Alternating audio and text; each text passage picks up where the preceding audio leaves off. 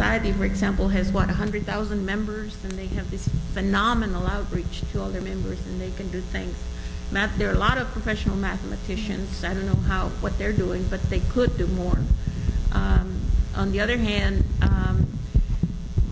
a lot of what deans can do is make these people accountable for the majors that they're producing or not producing. You know, you take back some faculty FTEs, and you'd be surprised what that motivates. Yeah. Okay, I think there are several questions on the board, and so we've got about 10 more minutes before, actually about 12 minutes before lunch. And I'd like to introduce Dr. Norma Alarcon. If you go back to your computer, you can answer these questions directly on there, and so then we would have the dialogue saved as well. So please, thank you for our panelists.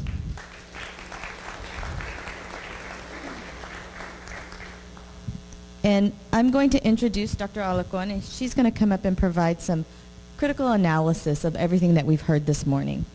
Norma Alarcon is a professor of comparative ethnic and indigenous studies at UC Berkeley and is the founder and publisher of Third Woman Press. She started the press over 20 years ago when she was doing graduate work in the Midwest and realized that there weren't enough other women of color or Latinos to have a conversation with. She began to write poetry, reaching out to other women writers of color, and launched a journal on literature and art. When Alarcon joined Berkeley faculty in 1987, Third Woman Press moved with her, and the catalog expanded to include books of fiction, criticism, and poetry. Alarcon is a specialist in feminist critical theory and cultural criticism and studies of Chicana, Latinas, and women of color and views. Third Woman Press as an activist vehicle within the range of talents and abilities. Sometimes if you're not speaking into a microphone, you may not be thought of as an activist, but activism take many reforms. Ms. Dr. Alarcon.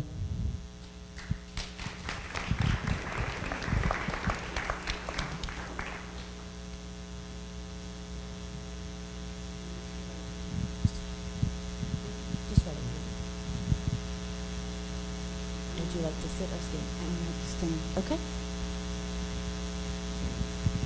I'm going to grab your lapel mic.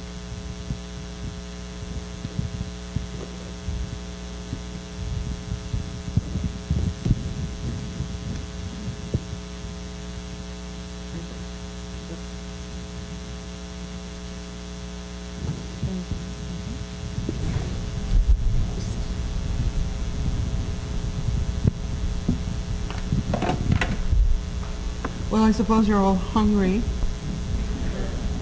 and restless. I am, from sitting so long, kind of thing. My instructions were to supply some kind of commentary, critical commentary, by the seat of my pants, which means I had to listen attentively as much as I could and take some notes, etc., so that I could do that spontaneously, so to speak. And I think maybe I should say something about my formative background, at least a few seconds. I got my PhD at Indiana University. There were other Mexicans in Bloomington, by the way, Diana? I was there too. And although I didn't do medical research. In other words, there were Mexicans in the Midwest. But were peripheral largely to the academy.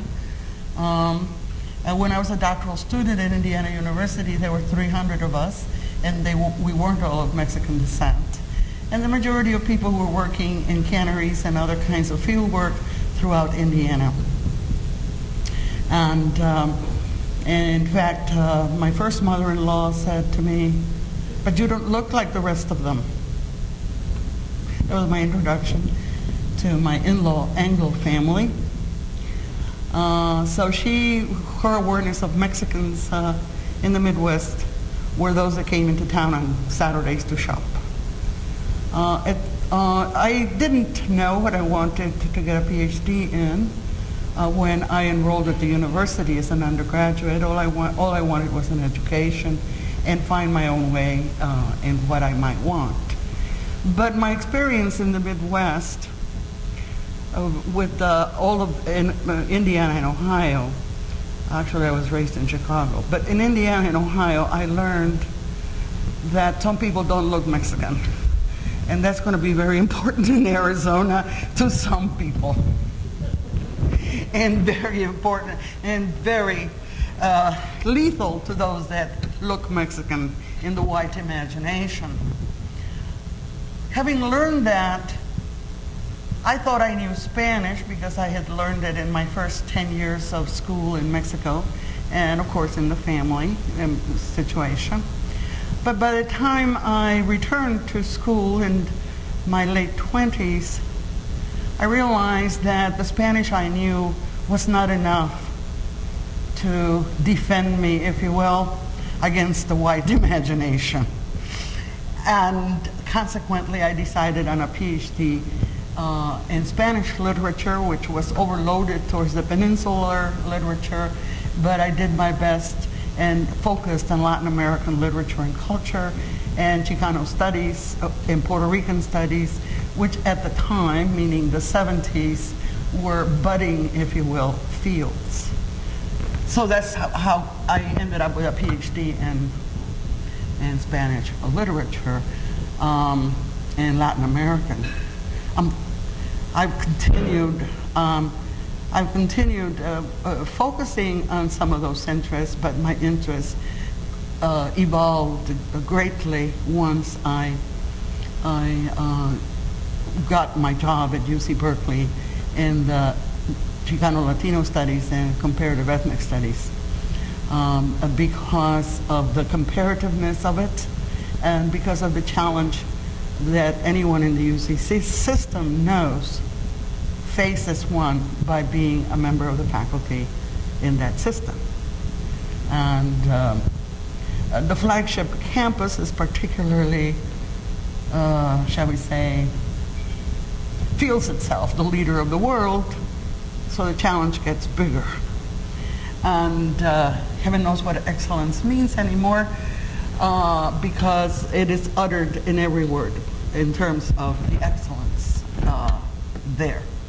And this is one of the reasons that, for example, one of the things that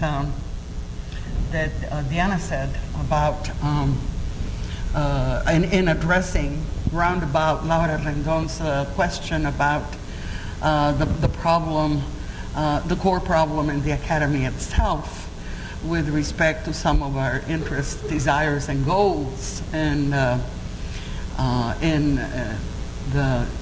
the United States.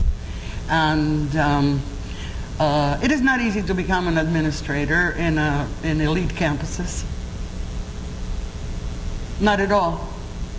And it is the elite campuses that often beat the drum for the other universities in the nation.